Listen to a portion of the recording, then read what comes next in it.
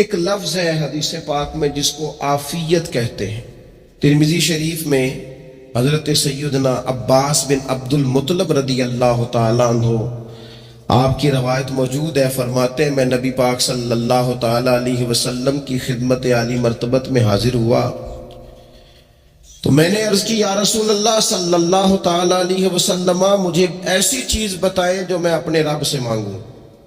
چیز مانگنی ہوتی ہے نا، بعض اوقات موقع ملتا ہے تو کئی دفعہ انسان امتحان میں آ جاتا ہے، کیا مجھے موقع مل گیا ہے، مجھے کہا گیا کچھ مانگ لو تو بھلا میں کیا مانگوں۔ حضرت عباس بن عبد المطلب رضی اللہ تعالیٰ عنہ نبی پاک علیہ السلام کے پیارے چچا جان ہیں، عرض گزار ہیں یا رسول اللہ صلی اللہ علیہ وسلم مجھے بتائیے میں اپنے رب سے مانگوں تو کیا مانگوں؟ تو حضور نے فرمایا رب سے عافیت مانگو۔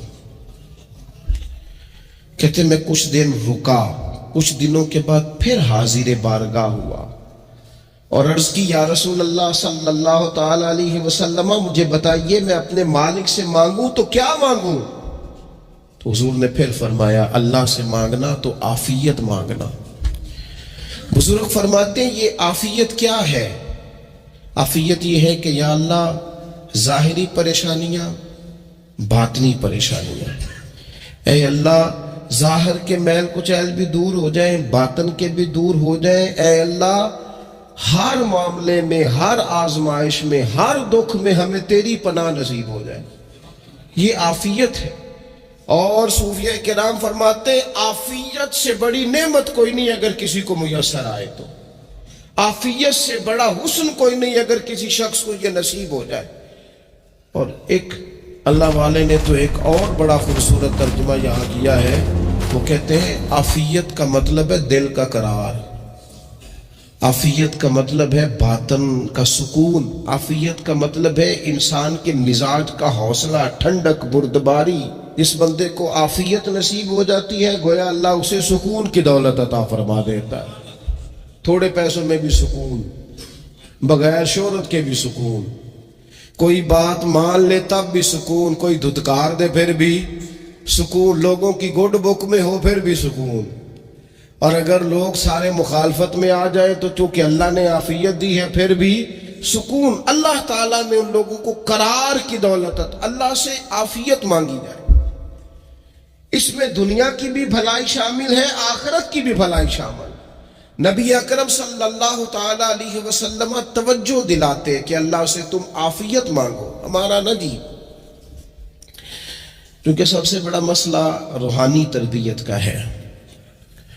ہمارے ہاں باتیں ڈھیر سارے لوگوں کو آتی ہیں اور بہت زیادہ آتی ہیں، منصوبہ بندی کرنا، پلاننگ کرنا، اپنے معاملات کو خود سے کیسے لے کے چلنا ہے، کیسے ٹھیک کرنا ہے، اپنے حق میں دنیا کو کس طرح قائل کرنا ہے، یہ ڈھیر سارے لوگوں کو آتا ہے، اور اپنے حق میں دلائل کس طرح قائم کرنے ہیں، اس میں بہت سارے لوگ خود کفیل ہوتے ہیں، انہیں کسی سے مشاورت کی بھی ضرورت نہیں ہوتی۔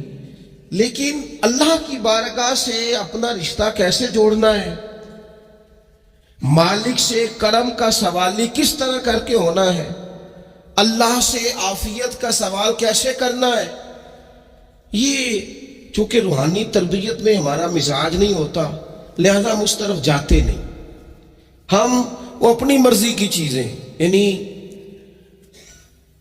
وظیفہ پوچھ کے گئے ہیں ایک صاحب، کچھ عرصے کے بعد آئے ہیں تو آ کے کہتے ہیں مولانا صاحب، پیر صاحب یا قاری صاحب یا فلاں صاحب، کسی سے بھی پوچھ کے گئے کہ جس کو نیک آدمی جانا، پھر لوٹ کر آ کے کہتے ہیں کہ آپ نے وظیفہ بتایا تھا پر کام کوئی نہیں ہوا۔ تو میں تو صاف کہتا ہوں اور کھلے دل سے کہتا ہوں کہ بھئی وظیفہ آپ کو بتایا تھا کہ اللہ کی رحمت متوجہ ہوگی، خدا کی رحمت کو آواز دینے کے لیے وظیفہ دیا تھا، کوئی بھی وظیفہ رب کو مجبور تو نہیں نہ کر سکتا معاذ۔ اور وظائف کس لیے پڑھے جاتے ہیں کہ جلدی سے معاملات ٹھیک ہو جائیں، میرے حق میں چیزیں بہتر ہو جائیں، تو اللہ کی رضا کے لیے پڑھے جاتے ہیں۔ تو وظائف کو، عبادات کو، نوافل کو، تلاوت کو، درود پاک کو تو رضا الہی کا ذریعہ بنانا چاہیے، لیکن ہم چونکہ ایک پورا الجھاؤ رکھتے ہیں اپنی دنیا داری کے معاملات سیدھے کرنے، ایک پورا خیر رکھتے ہیں، وہ لوگ ملتے رہتے ہیں مختلف بزرگوں کی نسبت کے تعلق سے، تو بعض جگہوں پہ بعض لوگ بڑے تیز ہوتے ہیں، یعنی ان سے آپ کی ملاقات ہوتی ہے تو بندے کو محسوس ہوتا ہے کہ یار اسے تو پہلے ساری باتوں کا پتہ ہے، اور کئی دفعہ ان سے ملنے کے بعد احساس ہوتا ہے کہ یار اس سے تو تھوڑا سیکھ ہی لیتے تو بہتر تھا، یہ تو بات بڑی آگے نکل گئی۔ سارا پتہ ہوتا ہے، باشعور ہوتے ہیں، لیکن ڈر آتا ہے اللہ سے۔ اتنا باشعور آدمی، سمجھدار، پنچایت، پریا، لوگ، دین، دنیا سارا پتہ ہے، نماز کا ٹائم آ گیا تو وہ چھپتا پھرتا ہے، اس کی طبیعت پر بوجھ بن رہا ہے معاذ اللہ اللہ کے حضور حاضر ہونا، اسے خیر کا کام کرنا پڑ رہا ہے تو وہ ادھر ادھر نکلتا جا رہا ہے۔ تو سوال یہ ہے کہ پھر یہ شعور کا کیا مطلب رکھا ہوا ہے ہم نے؟ پھر اللہ سے دعا کرنے کی ضرورت نہیں۔ حضرت عارف رومی رحمۃ اللہ تعالی علیہ فرمایا کرتے تھے بعض لوگوں کو رب سارا کچھ دیتا ہے، سجدے کی توفیق نہیں دیتا۔ اس کا مطلب یہ ہے کہ وہ کہتا ہے یہ سارا کچھ لے اور نکل جا میرے گھر نہ، رکھ سارا کچھ پاس۔ رب سے عافیت مانگی جائے، اس سے اس کا فضل مانگا جائے، اس سے اس کا کرم مانگا جائے۔ اللہ کے پیارے رسول صلی اللہ تعالی علیہ وآلہ وسلم اس عافیت مانگنے پر زور دیتے، توجہ دیتے۔ میں آپ کو صحیح بتاتا ہوں، رب نے اگر کسی بندے کو عافیت میں رکھا ہو نا تو حالات کیسے بھی برے چل رہے ہوں اس کا بگاڑ کچھ نہیں سکتے۔ اور اللہ تعالیٰ معاف کرے 100 دفعہ خاکم بدہن، اگر کسی وقت اس کے کرم کی نگاہ پھر جائے تو پھر سارے اسباب سمیت بھی انسان اپنے پیروں پہ کھڑا نہیں رہ سکتا۔ اس سے جب تک طلب کرم نہیں ہوتا، طلب عافیت نہیں ہوتی، اس کی بارگاہ سے جب تک بندہ مومن پورا رجوع نہیں کرتا، یہ عافیت اتنی اعلیٰ چیز ہے کہ نبی پاک علیہ السلام نے فرمایا آذان اور اقامت کے درمیان جو وقت ہوتا ہے اس میں دعائیں رد نہیں ہوتی۔ دعا مانگا کرو گے تمہاری اللہ اپنے فضل سے قبول کر لے گا۔ عرض کی یا رسول اللہ کیا مانگے؟ تو فرمایا عافیت مانگو رب سے۔ حضرت انس بن مالک حدیث کے راوی ہے رضی اللہ تعالیٰ عنہ، یہاں بھی فرمایا یہ عین قبولیت کا ٹائم ہے، اب اللہ سے عافیت مانگ لو، اس کی پناہ۔ ہم دعاؤں میں بھی محدود ہو جاتے ہیں۔ رب دا طالب کوئی نہ ملیا، جو ملیا طالب زردہ ہو۔ دعاؤں میں بھی حد بندی۔ بعض اوقات بچے بھی تربیت کرتے ہیں نا، ایک مولانا ہے، ان کا خیال ہے کہ انہوں نے مجھ سے کچھ پڑھا ہے تو کبھی کبھی استاد جی کہہ دیتے ہیں، بہت پرانی بات ہے، انہوں نے مجھے فون کیا کہ اگر آپ کبھی تشریف لائیں، تو میں نے کہا پتر دعا مانگ اللہ کو چھوٹی جی گڈی دے وے۔ تو اس بچے نے میری بڑی تربیت کی، کہنے لگا استاد جی اللہ کو لو منگنی ہے تو وڈی ساری مانگو، آپ نے محدود کیوں کیا کہ بھئی یہ چھوٹی سی اللہ گاڑی کیوں اللہ چھوٹی دے، رب دے تو بڑی دے اور رحمت سے دے، اللہ سے مانگنی ہے نا جی۔ ہم تربیت نہیں لیتے۔ میں نے اس کا شکریہ ادا کیا، میں نے کہا بیٹے تو نے بڑی سونی بات کی، اللہ تجھے اس کا اجر عطا کرے، اللہ تجھے برکات عطا کرے۔ اگر آپ نے سیکھنا ہے تو پھر آپ سیکھ لیں گے، اور اگر نہیں سیکھنا تو پھر یہی کہنا ہے ساری عمر لنگ گئی بندہ کو نہیں ملیا، چونکہ مزاج نہیں ہے نا سیکھنے کا، اس لیے پھر ملا ہی کوئی نہیں، پھر ساری زندگی کو میسر ہی نہیں آیا، کسی نے نصیحت ہی نہیں کی، کوئی آنکھوں کو بھایا ہی نہیں، خود ہی بڑے سیانے تھے، خود ہی بہت بڑے تھے، اپنا قد ہی بڑا اونچا تھا، سب ٹھگنے چھوٹے اور کمزور اور بونے نظر آئے۔ عزیز بھائی، جب عافیت، ایک بزرگ تھے ہر وقت اللہ سے عافیت مانگتے تھے، ہر وقت اللہ سے عافیت مانگتے تھے، ہر وقت عافیت مانگتے تھے۔ لوگوں نے پوچھا، لوگ ان کو صالح جانتے تھے، نیک سمجھتے تھے، کہ حضور آپ اور کوئی دعا مانگتے نہیں، عافیت ہی مانگتے ہیں۔ فرمانے لگے میں مانگا کرتا تھا شروع میں، بعد میں خیال آیا ہے اور بھی دعائیں مانگا کرتا تھا، یہ احساس بعد میں نصیب ہوا۔ فرماتے میں مزدوری کرتا تھا، مال برداری کرتا تھا، ایک جگہ پہ ڈیوٹی کر رہا تھا تو تھک گیا، اور وہ جو کام لینے والے لوگ تھے ان کے رویہ بھی بڑا ترس تھا، تکلیف ہوئی، تو میں نے اپنے مالک کی بارگاہ میں عرض کی مالک اگر 2 روٹی بغیر مجھے مشقت کے مل جائے دن میں تو تیری بارگاہ تو بڑی کریم ہے. کہتے ہو میں نے یہ دعا مانگ لی. ذرا میں تھوڑا آگے بڑھا تو 2 بندے آپس میں لڑ رہے تھے. میں ان کی صلح کرانے کے لیے انہیں بچانے کے لیے آگے بڑھا تو میں جس کو چھڑا رہا تھا دوسرے نے میرے اوپر ضرب لگا دی, میرا بھی سر پھٹ گیا. تھوڑی دیر کے بعد وہاں پولیس آ گئی. وہ تینوں کو لڑنے والا سمجھ کے اٹھا کے لے گئے. مجھے جیل ہو گئی. 2 روٹیاں بغیر مشقت کے روز ملنی شروع ہو گئی. دعا مانگی تھی نا کہ یا اللہ 2 روٹیاں مل جائے نا بغیر مشقت کے. کہتے وہ 2 روٹیاں روز ملتی, کوئی کام نہیں کرنا پڑتا, پر جیل ہو گئی. فرماتے میں بڑا پریشان تھا. روز روٹیاں پابندی سے آتی اور بہترین آتی, کھانا ملتا. پھر کچھ عرصے کے بعد میں نے سوچا کہ یار یہ دعا تو قبول ہو گئی نا تیری, اب تو اگر اس پر کوئی الگ بات کرے گا تو وہ تو غلط کرے گا. کہتے پھر خود ہی میرے دل میں اللہ نے بات ڈالی اور میں نے عرض کی مالک 2 روٹیاں نہیں, مجھے تو عافیت چاہیے. مجھے تو عافیت دے, میرے اوپر تو کرم فرما, تو نظر رحمت کر. جے ایک قطرہ بخشے مینوں, جے ایک قطرہ بخشے مینوں تے کام بڑھ جاندا ہی میرا. مہربانی کر, عافیت عطا کر. فرماتے پھر خدا نے کرم کیا. کہاں سے اسباب بنے میرے جیل سے چھوٹنے کے, کون کون میرے ضمانتی بنے اللہ ہی جانتا ہے. فرماتے ہیں دروازے بھی کھل گئے, رزق بھی ملتا ہے, صحت بھی میسر ہے, سجدہ بھی کر لیتا ہوں, سویرے تلاوت بھی کرتا ہوں, شام کو مدینے والے کی بارگاہ میں راج کے درود و سلام بھی عرض کرتا ہوں. میں ممکن ہوتا ہے تو کسی غریب کی داد رسی بھی کرتا ہوں. اب سمجھ آئی ہے ربنا آتنا فی الدنیا حسنۃ وفی الآخرۃ حسنۃ وقنا عذاب النار. اب سمجھ آئی ہے رب سے جب بھی مانگنا ہے عافیت ہی مانگنی ہے, اس سے کرم مانگ. ہم نے محدود دعائیں رکھی ہوئی ہیں, محدود. وہ جی فلانا کام میرا ہو جائے تو بھئی وہ ایک ہو گیا, اس کے بعد پھر نئی ٹینشن بن جائے گی. نہیں, میں جی بچوں کی شادی کر لوں جی پھر میں فارغ ہوں. آپ شادی کر کے دیکھیں لاگو پتہ جائے گا کیسے فارغ ہوتے ہیں. آپ یہاں رکتے کیوں ہیں؟ آپ خدا سے عافیت کیوں نہیں طلب کرتے؟ اس کی بارگاہ سے وہ کیوں نہیں مانگتے کہ جو ایک قطرہ ملے تو دنیا اور آخرت کے سارے کام ہو جائے؟ اس سے اس کی رحمت کا سوال کرے, اس سے اس کے کرم کا سوال کرے. اللہ کی بارگاہ میں بھی حاضر ہونا اور جچی تلی اور جناب ناپ تول کر اور محدود چیزوں کا سوال کرنا, مالک سے مانگے. اور وہ جب دیتا ہے تو دیتا بھی بے حساب ہی ہے. وہ جب عطا کرتا ہے تو کرم کے دروازے کھول کے عطا کرتا ہے. ورنہ تو ایک الجھن سے انسان نکلتا ہے دوسری میں الجھ جاتا ہے, ایک گتھی کو سلجھاتا ہے. پھر اقبال رو پڑے تھے, کہنے لگے میں عقل کی گتھیاں سلجھا چکا ہوں, یا رب مجھے صاحب جنوں کر دے.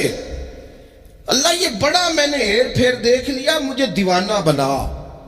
اب مجھے جنون ہو, اب میں کسی کے لیے رویا کروں, اب میں کسی کی یاد میں تڑپا کروں, اب میں رات کسی کے لیے میری آنکھیں بیدار رہیں. یہ بڑی ہو گئی دنیا داری. عقل کی گتھی حالانکہ نہیں سلجھتی, پر اقبال کہتے ہیں عقل کی گتھیاں سلجھا چکا ہوں, یا رب مجھے صاحب جنوں کر دے. اور پھر کہنے لگے بجھی عشق کی آگ اندھیر ہے.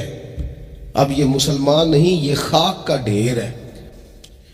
کعبۃ اللہ میں جا کر بھی, بیت اللہ شریف کا طواف کر کے بھی, حجر اسود کے بوسے کے بعد بھی, مقام ابراہیم پر نفل پڑھنے کے بعد بھی, حتیٰ کہ نبی اکرم صلی اللہ علیہ وسلم کی بارگاہ عالی مرتبت کی حاضری کے دوران بھی اللہ ماشاءاللہ لوگ دنیا ہی مانگتے رہتے. میرا فلانا کام ہو جائے, میرے بچوں کے معاملات سنور جائیں, فلاں کا مستقبل بہتر ہو جائے. دنیا کی خیر اللہ سے مانگنا برا نہیں, لیکن صرف دنیا ہی مانگنا اور اپنی آخرت کو فراموش کر دینا. اللہ فرماتے ہیں وَالْآخِرَةُ خَيْرٌ وَأَبْقَىٰ, آخرت تمہارے لیے بہتر بھی ہے اور ہمیشہ باقی رہنے والی بھی ہے. قرآن مجید نے سورہ بقرہ کے اندر قریش مکہ کی اس عادت کا ذکر کیا ہے. فرمایا جب وہ حج کرتے تو ان کا طریقہ یہ تھا کہ وَمِنَ النَّاسِ مَن يَقُولُ رَبَّنَا آتِنَا فِي الدُّنْيَا، ان میں سے کچھ لوگ یہ کہا کرتے تھے کہ یا اللہ ہمیں دنیا عطا کر دے، ہمیں دنیا دے دے. رب فرماتا ہے وَمَا لَهُ فِي الْآخِرَةِ مِنْ خَلَاقٍ، ان لوگوں کا آخرت میں کوئی حصہ نہیں. مانگی بھی ہے تو صرف دنیا، حج کر کے بھی دنیا، اللہ کے گھر جا کے بھی دنیا، شیخ کا بیعت ہو کے بھی دنیا. دینی محفل سے مراد بھی یہ، دینی اجتماعات کر کے بھی، دینی مدارس قائم کر کے بھی، خانقاہ کا مسجد کا ماحول بنا کے بھی، اس سے بھی مطالبہ فقط دنیا کا. ان کفار کی اس عادت کو ذکر کر کے ہمیں سمجھایا گیا کہ جو فقط دنیا مانگتا ہے اس کا آخرت میں کوئی حصہ.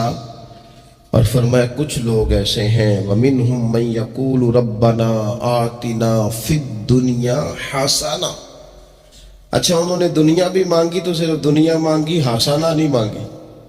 اور یہاں فرمایا کچھ لوگ ایسے ہیں جو رب سے کہتے ہیں یا اللہ ہمیں دنیا میں بھی بھلائی عطا فرما، دنیا بھی دے تو حسنہ دینا، وہ دنیا دینا جو ہمارے دین کو تقویت دے، وہ دنیا دینا جو ہمارے اعمال حسنہ کو مضبوط کرے، دینی معاملات کو تقویت دے. دنیا بھی وہی عطا فرما. اور ساتھ کہتے ہیں وَفِي الْآخِرَةِ حَسَنَةً، یا اللہ ہمیں آخرت میں بھی بھلائی ہی عطا فرما. وَقِنَا عَذَابَ النَّارِ، اور ہمیں دوزخ کے عذاب سے بچا. اولئک لہم نصیب مما کسبوا، فرمایا ایسوں کو ان کی کمائی ہی ملے گی، جو انہوں نے کیا ہے وہ خوش نصیبی انہیں ضرور میسر آئے گی. چونکہ دنیا بھی مانگ رہے ہیں، آخرت بھی مانگ رہے ہیں. ہمیشہ کوئی بھی کام کریں کسی قسم کا بھی، اس میں یہ دیکھیں کہ کیا اس میں میرے لیے کوئی ذخیرہ آخرت بنے گا، کیا یہ کام میری قبر میں، حشر میں، قیامت میں میرے لیے کوئی فائدہ مند ہوگا. میں بڑے درد سے عرض کرتا ہوں بعض لوگ دینی کام کرتے ہیں اور ان سے جب سوالات کیے جاتے ہیں تو وہ بعض اوقات تکلیف دہ معاملہ ہو جاتا ہے کہ اس دینی کام کے پیچھے بھی وہ والا خلوص نہیں جو ایک مسلمان کا رب و رسول کے ساتھ ہونا چاہیے. اس دینی کام کے پیچھے بھی کچھ دنیاوی مقاصد موجود ہیں. تو اگر بڑی پگڑی اور بڑے جبے کے پیچھے بھی ایک دنیا دار چھپا ہوا ہو، لوگوں کو تو دھوکہ دیا جا سکتا ہے، رب و رسول کو تو نہیں نہ دیا جا سکتا. وہاں تو دلوں کا خلوص ہی پہنچتا ہے، وہاں تو نیتوں کا حسن ہی پہنچتا ہے. تو اللہ تبارک و تعالیٰ سے جب بھی سوال کیا جائے دنیا اور آخرت کی بہتری کا سوال کیا جائے. بیمار بھی اس سے عافیت مانگے، مقروض بھی اس سے عافیت مانگے، بے اولاد بھی اس سے عافیت ہی مانگے، صاحب اولاد بھی اس سے عافیت ہی مانگے، جو دولت کے حصول کے، رزق حلال کے خواہش مند ہے وہ بھی اس سے عافیت مانگے، اور جن کی جھولی اس نے بھر دی ہے وہ بھی اپنے رب سے عافیت ہی مانگے. مالک سے جب سوال کرے، ایک بزرگ تھے انہوں نے تو اپنی انگوٹھی میں لکھوا لیا تھا کہ یا اللہ مجھے عافیت عطا فرما. مگر جب بھی دیکھتا ہوں یاد آ جاتا ہے کہ اللہ سے عافیت مانگنی. اپنے مالک کی بارگاہ کے اندر دیکھو، میں نے دیکھا ہے وہ کسی نے کہا تھا کہ تیری خواہش ہے کہ وہ تیری آرزو کرے پوری، اور میری خواہش ہے کہ تیری آرزو بدل جائے. کچھ لوگ ایسی خواہشات بھی لے کے آتے ہیں کہ جو پوری نہ ہو تو بہتر ہوتا ہے. اس لیے آپ کو پتہ ہے موت مانگنا جائز نہیں دین ہے. مصائب سے گھبرا کر، مشکلات سے گھبرا کر، زندگی کے مد و جزر سے پریشان ہو کر موت کا سوال کرنا جائز نہیں. کس طرح جائز ہے؟ ان لفظوں کے ساتھ دعا کر سکتا ہے کہ یا اللہ جب تک میری زندگی بہتر ہے مجھے زندہ رکھ، اور جب میرا دنیا سے جانا بہتر ہے پھر تو مجھے اپنی بارگاہ میں بلا لے. یہ بھی کیا ہے؟ یہ بھی عافیت کا سوال ہی ہے. کہ یا اللہ رکھ بھی تب تک جب تک رہنا بہتر ہے۔ نبی پاک نے بھی ارذل العمر ہونے سے پناہ مانگی۔ ہمارا یہ مزاج بن گیا ہے کہ ہم اپنے حق میں ایسی چیزوں کا سوال کر رہے ہوتے ہیں جو کئی دفعہ ہمیں مل جائے تو ہمارا نقصان کرے۔ قرآن حکیم ایک جگہ پہ اللہ کریم نے فرمایا ہے کہ اگر سب لوگوں کو مال دے دوں تو بغاوت کریں، فساد ہو جائے۔ کیا مانا کہ اپنا نقصان کر بیٹھے لوگ۔ ہم اپنے مالک کی بارگاہ میں بعض ایسی چیزوں کے سوالی ہیں کہ جو ہمارے لیے ٹھیک نہیں ہے، ہمیں اس کے کرم پر چھوڑنا ہے، اس سے عافیت مانگنی۔ اور بعض لوگ، کیونکہ میں کہہ چکا ہوں شروع میں کہ ہماری دینی روحانی تربیت نہیں ہوتی، اور ہم کہیں سے باقاعدہ اسباق لینے کے قائل ہی نہیں ہوتے، پوری تربیت کا ہمارا مزاج نہیں ہوتا، اپنی عقل اور اپنا شعور اور اپنے حساب سے ہم زندگی کو بتانا چاہتے ہیں۔ اور یہ جو میرا دور ہے یہ ویسے ہی الجھا ہوا زمانہ ہے، اللہ ماشاء اللہ، پتہ نہیں کوئی کیا بول رہا ہے، کوئی کیا کہہ رہا ہے، ایسے جیسے کوئی میلہ لگا ہوا ہے اور کان پڑی آواز سنائی نہیں دے رہی۔ جس کی دکان پر کوئی گاہک نہیں وہ بھی کہہ رہا ہے لائنیں بنا لو۔ ایسا الجھا ماحول ہے اور ایسی آزمائش ہے کہ لوگ بیچارے پریشان ہیں۔ دیکھیں، جب تربیت کے ساتھ انسان آگے بڑھتا ہے نا، ہمارے پاس مقتدا ہے اللہ رسول کا کلام، ہمارا پیشوا ہے رب رسول کا فرمان۔ جب ہم کتاب و سنت کی روشنی میں آگے بڑھتے ہیں تو پھر ہمارے لیے منزل آسان بھی ہوتی ہے اور قریب بھی ہوتی، پھر ہمارے لیے آگے کی طرف سفر کرنا، آگے بڑھ جانا یہ آسان ہوتا ہے۔ آپ غور کریں، جو لوگ دنیا میں کامیاب رہے، بھلا کس طرح کامیاب رہے؟ وہ اس طرح کامیاب رہے کہ انہوں نے نا اپنے رب سے عافیت مانگی، اللہ تعالیٰ نے خود بخود ان کے لیے رستے بنائے۔ آپ تاریخ پڑھیں گے بعض لوگوں کی تو لگ نہیں رہا تھا کہ وہ اتنی کامیابی حاصل کریں گے۔ دیکھ لیں آپ، حضرت غوث اعظم جیلانی رضی اللہ تعالیٰ عنہ بغداد شریف تشریف لاتے ہیں تو ان کی کیفیت یہ ہے کہ پتے کھا کے گزارا کرنا پڑتا ہے، یعنی پیچھے کوئی ایسا بیک گراؤنڈ کسی کا بنایا ہوا ادارہ، کوئی بڑی خانقاہ، کوئی بڑے لمبے چوڑے والد صاحب کے مریدین، کوئی بڑا لمبا سلسلہ نہیں مل رہا۔ ان کو بظاہر پتے کھا کے گزارا کرنا پڑتا ہے، لیکن چونکہ وہ نکلے ہیں اللہ کی مدد کے ساتھ، انہیں اللہ نے تائید دی ہے، فضل فرمایا ہے، تو نتیجہ یہ نکلا ہے کہ 70 ہزار بندہ ایک ایک وقت میں تربیت لینے کے لیے ان کے سامنے موجود ہے۔ یہ اللہ نے اسباب بنائے ہیں، کیونکہ جب رب عافیت عطا کرتا ہے تو پھر اللہ اسباب بھی پیدا فرماتا ہے۔ ہمارا ذہن تو تھک جاتا ہے سیاست کرتے کرتے، ہم تو جناب پوری ترتیب سے ہمیں سلیقہ آتا ہے کس طرح کر کے کس بندے کو کیسے قائل کرنا، پورے طور پر ہم وہ ساری زندگی سیاست کرتے رہتے ہیں۔ وہ خاندانوں میں بھی چلتی ہے، گلی محلے میں بھی چلتی ہے، دوستوں میں بھی چلتی ہے، اور بعد میں پتہ چلتا ہے کہ یہ پتے کھیل کون رہا تھا، اصل میں صلح کرانے والا تھا کہ لڑائی کرانے والا تھا، یہ سب کا خیر خواہ تھا، یہ سب کی ذہن کے اندر فطور کی آمیزش ہی اس شخص کی وجہ سے تھی۔ ہم چونکہ وہ خاص عافیت اللہ سے نہیں مانگتے، ہماری مخصوص سیاست ہوتی ہے سبھی کو راضی رکھو، اس کا نتیجہ یہ نکلتا ہے کہ ایک ٹائم آتا ہے کوئی بھی راضی نہیں رہتا۔ ہم اگر اپنے مالک کی طرف رجحان کریں اور اللہ نے جو ہمیں شعور دیا ہے اس شعور کو لے کر اللہ کی بارگاہ کی طرف بڑھیں، آپ یقین کریں اعلیٰ حضرت بریلوی رحمۃ اللہ علیہ کی کتابیں ہیں، ایک ایک کتاب پر پی ایچ ڈی ہو رہی ہے، اور انہوں نے 150 سال پہلے بیٹھ کر جو کچھ لکھا تھا بین ہی لفظ بلفظ اس کی ضرورت آج محسوس ہو رہی ہے اور آنے والے وقت میں بڑھ رہی ہے۔ لیکن ان کے پاس کوئی ٹیم نہیں تھی، 50 لوگ نہیں تھے جو ان کے پاس بیٹھ کے لکھواتے، اپنا پریس نہیں تھا، ایسے لوگ نہیں تھے کہ جن کو پتا ہوتا کہ کتاب ہم کل چھاپیں گے اور اتنے فیصد یہ مارکیٹ میں نکل بھی جائے گی، ایسا کچھ نہیں تھا۔ کیا تھا؟ اللہ کی مدد ساتھ تھی، تائید ایزوی ساتھ تھی، اللہ نے اپنی عافیت میں رکھا تھا۔ وہ قرآن مجید کی آیت کا ترجمہ کرتے ہیں نا اعلیٰ حضرت، اہدنا الصراط المستقیم، یا اللہ ہمیں سیدھی راہ پہ چلا۔ بہت سارے مفسرین نے کہا اے اللہ ہمیں سیدھا راستہ دکھا، فرماتے ہیں اے اللہ ہمیں سیدھی راہ پر چلا۔ تو کسی نے کہا حضور یہ چلا اور دکھا میں کیا فرق ہے؟ فرمانے لگے دکھانے کا مطلب یہ ہوتا ہے کہ کسی نے پوچھا میں نے گجرانوالہ جانا ہے، تو دکھانا یہ ہے کہ اسے کہا یہاں سے باہر نکلو، روڈ پہ چڑھ جاؤ، سیدھے جاؤ گے، ایک پول آئے گا اسے کراس کرنا، نیچے اترنا، وہاں سے شہر شروع ہو جائے۔ پھر اس نے اگر کوئی اندرونی جگہ شہر کی پوچھ لی تو اس کو کہا کہ رائٹ ہو جانا، پھر لیفٹ ہو جانا، پھر آگے کسی سے مزید۔ یہ ہے راستہ دکھانا، اور ایک ہے چلانا۔ اس نے کہا میں نے گجرانوالہ جانا ہے، تو اس نے کہا ساتھ بیٹھنا میری گاڑی پہ، جہاں تو نے جانا ہے میں چھوڑ کے آتا ہوں۔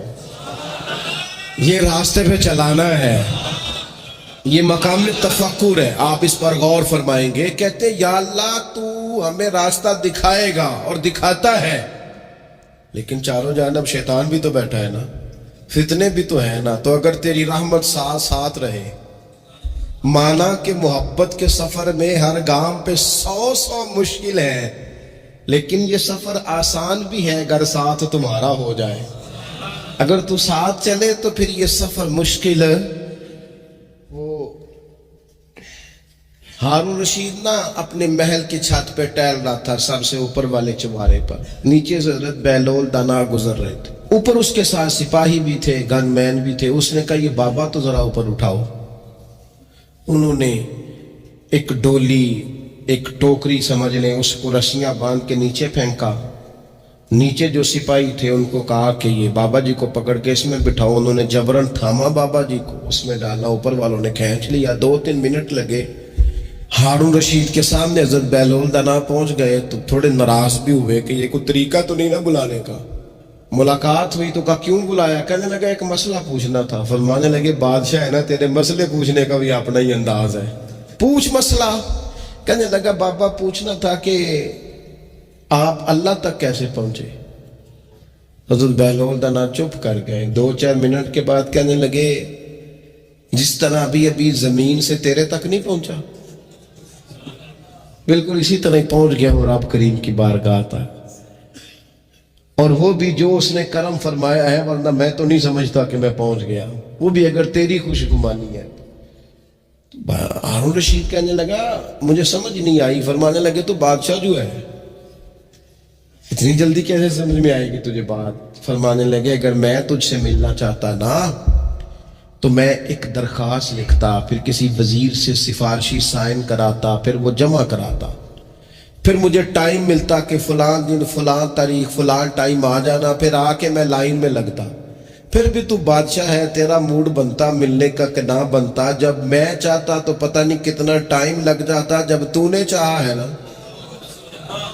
تو 1 منٹ بھی نہیں لگا۔ فرمانے لگے میں نے دعویٰ ہی نہیں کیا کہ میں جدوجہد کر کے پہنچوں گا، میں نے تو رب کی بارگاہ میں عاجزی کی ہے، پھر رب نے ہی کرم فرمایا ہے، اسی نے مہربانی کی ہے۔ مانا کہ محبت کے سفر میں ہر گام پہ 100 مشکل ہے، لیکن یہ سفر آسان بھی ہے اگر ساتھ تمہارا ہو جائے۔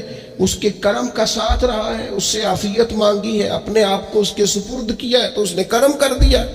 جب تک یہ مزاج نہیں ہم بناتے کہ مالک سے عافیت کا سوال کریں، اپنے آپ کو اپنے رب کے حوالے کر دیں، اس کی رحمتوں کے سپرد کر دیں، اتنی دیر تک زندگی میں ٹھہراؤ نہیں آتا، قرار نہیں آتا۔